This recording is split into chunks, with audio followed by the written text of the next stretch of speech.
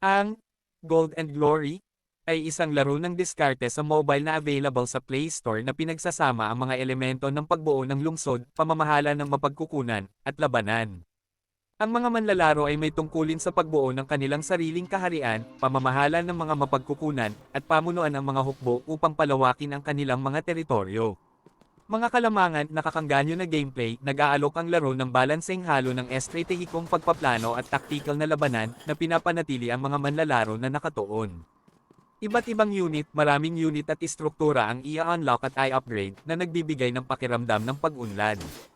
Mga visual at disenyo, ang mga graphics ay nakakaakit at ang user interface ay mahusay na idinisenyo na nagpapahusay sa pangkalahatang karanasan. Cons: monetization, kasama sa laro ang mga in-app na pagbili, na maaaring medyo agresibo, na posibleng makaapekto sa gameplay kung hindi ka gagastos ng pera. Mga issue sa pacing, maaaring makita ng ilang manlalaro na mabagal ang pag-unlad ng hindi gumagawa ng mga in-app na pagbili, na maaaring nakakadismaya. Mga paulit-ulit na elemento, ang gameplay ay maaaring maging paulit-ulit sa paglipas ng panahon, na may limitadong pagkakaiba-iba sa mga misyon at diskarte.